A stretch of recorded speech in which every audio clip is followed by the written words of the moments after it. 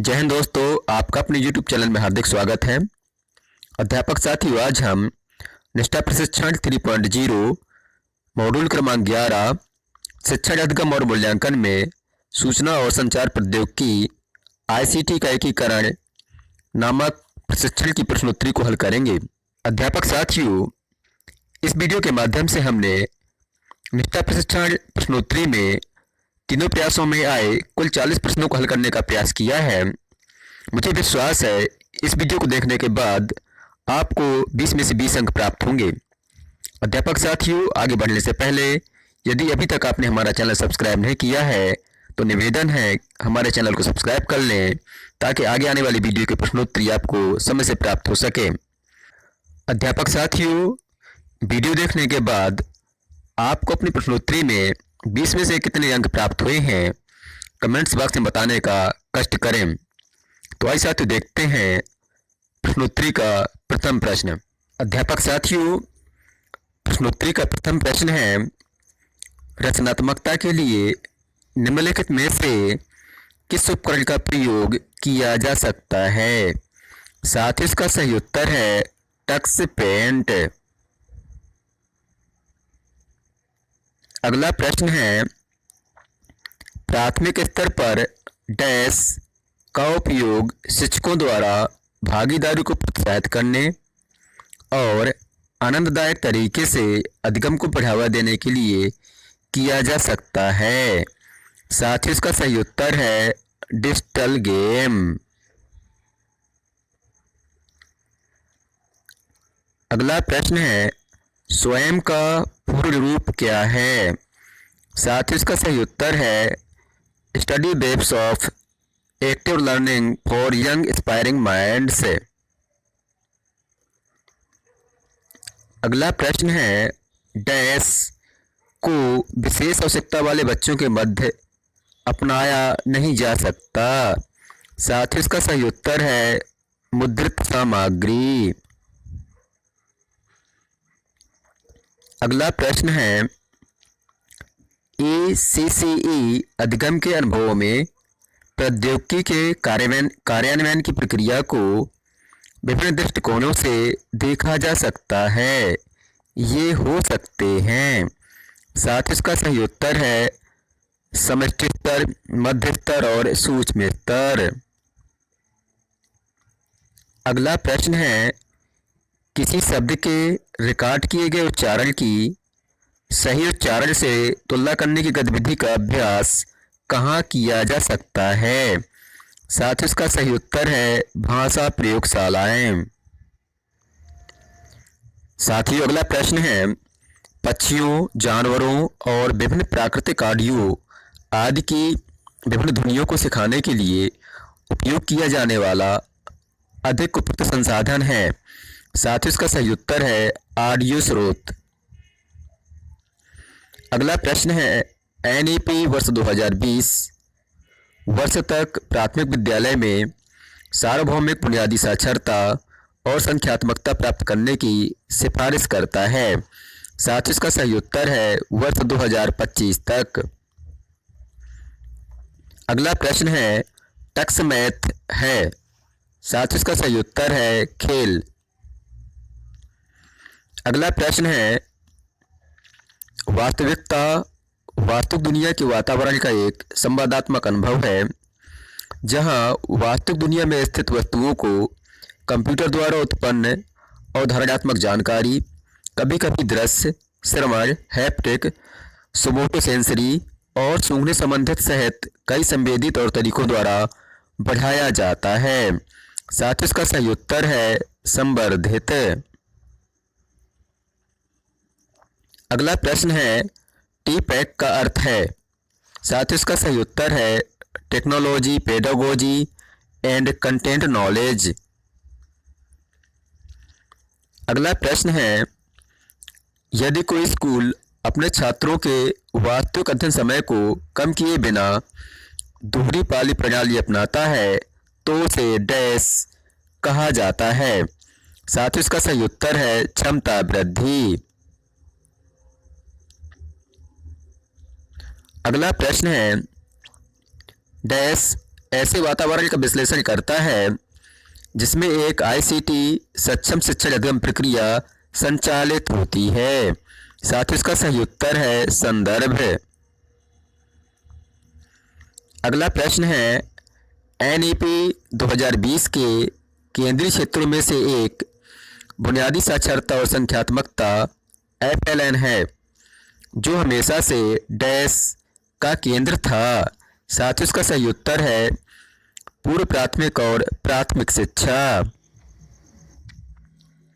अगला प्रश्न है शिक्षार्थी के आयाम जिन्हें आईसीटी का उपयोग करने के लिए समझने की आवश्यकता है वे क्या हैं। साथ ही इसका सही उत्तर है जनसांख्यिकीय, संज्ञानात्मक, सामाजिक और शारीरिक।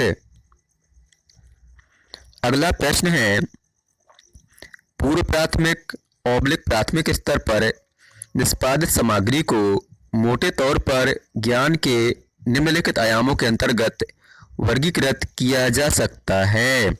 साथ ही इसका सही उत्तर है तथ्यात्मक, संकल्पनात्मक, प्रक्रियात्मक और मेटाकॉग्निशन। अगला प्रश्न है एजुकेटिव 8 भी एक ऐसा ओपन सोर्स टूल है जो डैश के लिए एक गेम है। साथ ही इसका सही उत्तर है प्राथमिक स्तर। अगला प्रश्न है ऑनलाइन पाठ्यक्रम प्रोत्साहित करता है। नंबर 1 निजीकृत अधिगम, नंबर 2 सेल्फ पेस्ड अधिगम, नंबर 3 कदाचार, नंबर 4 आजीवन अधिगम। साथ ही इसका सही उत्तर है पहला, दूसरा और चौथा। अगला प्रश्न है उपकरणों मीडिया को एकीकृत करना तभी प्रभावी होता है जब इसका उपयोग सामग्री और शिक्षा अधिगम विधि के साथ उचित रूप से किया जाता है। साथ ही इसका सही उत्तर है शिक्षा शास्त्र।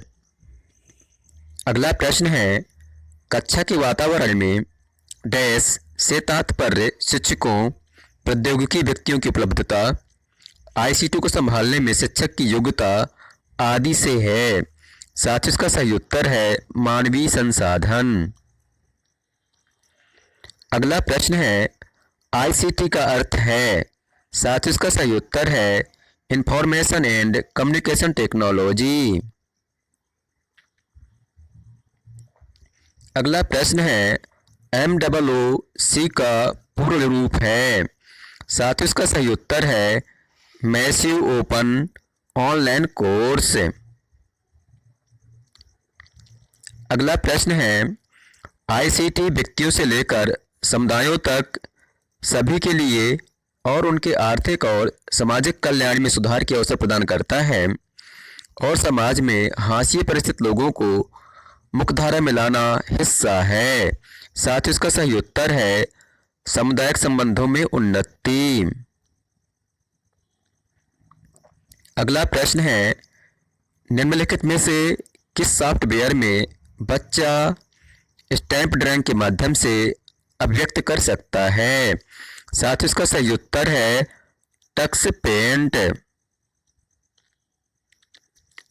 अगला प्रश्न है ई पाठशाला द्वारा विकसित एक पोर्टल और ऐप है। साथ ही इसका सही उत्तर है CIET और NCERT। अगला प्रश्न है छात्रों को अधिगम गतिविधियों के लिए प्रेरित करना और प्रामाणिक, चुनौतीपूर्ण, बहुविषयक और बहुसंवेदी बनाना डैश का हिस्सा है। साथ ही इसका सही उत्तर है अधिगम की गुणवत्ता वृद्धि। अगला प्रश्न है विजुअलाइजेशन प्रक्रियाओं का समर्थन नहीं करता है जो कक्षा की स्थिति में आसानी से उपलब्ध नहीं है। साथ ही इसका सही उत्तर है मुद्रित सामग्रियां। अगला प्रश्न है डैश का अर्थ वर्ग, आकार, आयु के संदर्भ में विविधता, सांस्कृतिक संदर्भ, सामाजिक आर्थिक स्थिति, लिंग, सीमांत तथा भौगोलिक स्थिति और प्रौद्योगिकी की उपलब्धता ऑब्लिक पहुंच है। साथ ही इसका सही उत्तर है जनसांख्यिकी। अगला प्रश्न है, आईसीटी में तुल्यकालीन के साथ साथ अतुल्यकालीन सीखने के अवसरों की पेशकश करने की क्षमता है जो डैश में सबसे उपयुक्त है। साथ ही इसका सही उत्तर है जीवन पर्यंत अधिगम बनाए रखना। अगला प्रश्न है, शिक्षण अधिगम में आईसीटी एकीकरण का अर्थ है। नंबर 1, केवल इंटरनेट और डिजिटल उपकरणों का उपयोग। नंबर 2, प्रौद्योगिकी का सावधानीपूर्वक उपयोग। नंबर 3, आवश्यक उद्देश्यों और अधिगम के परिणामों को प्राप्त करने के साधन के रूप में डिजिटल उपकरणों का उपयोग। नंबर 4, शैक्षिक प्रक्रियाओं के लिए प्रौद्योगिकी का निर्बाध उपयोग। साथ ही इसका सही उत्तर है दूसरा, तीसरा और चौथा। अगला प्रश्न है, आईसीटी को एकीकृत करते समय विचार किए जाने वाले मापदंड निम्नलिखित हैं।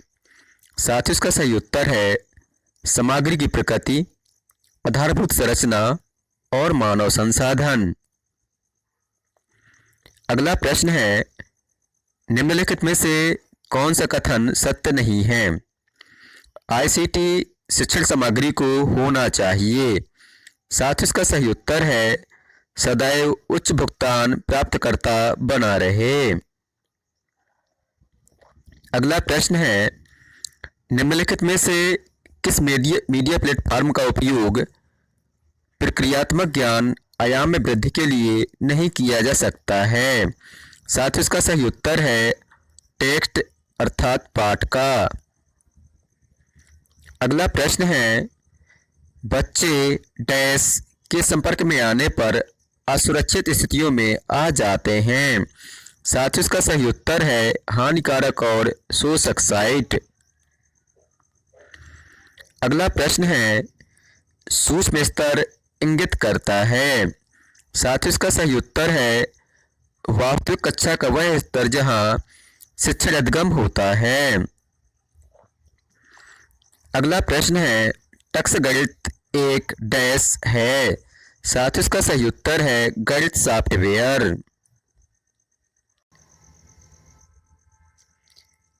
अगला प्रश्न है, पूर्व प्राथमिक और प्राथमिक शिक्षा में आईसीटी का अतिरिक्त उपयोग डैश होगा। साथ ही इसका सही उत्तर है शारीरिक रूप से हानिकारक। अगला प्रश्न है, प्रयोगशाला के अनुभवों और भौतिक प्रदर्शन ऑब्लिक परीक्षण की भौतिक ढांचागत चुनौतियों को हल करने में मदद करता है। साथ ही इसका सही उत्तर है आभासी प्रयोगशालाएं। अगला प्रश्न है, डैश स्तर पर निष्पादित सामग्री में पढ़ने, लिखने और अंकगणित के लिए तत्परता शामिल हो सकती है। साथ ही इसका सही उत्तर है पूर्व प्राथमिक और प्राथमिक स्तर। अगला प्रश्न है, आईसीटी तकनीकी उपकरणों और संसाधनों का एक सेट है जो द्वारा परिभाषित डिजिटल जानकारी का निर्माण, भंडारण और संचारण करता है। साथ ही इसका सही उत्तर है यूनेस्को। मित्रों, आपको हमारा वीडियो पसंद आया हो तो आप हमारे चैनल को सब्सक्राइब करें, वीडियो को लाइक करें और अपने दोस्तों के बीच शेयर करें। धन्यवाद।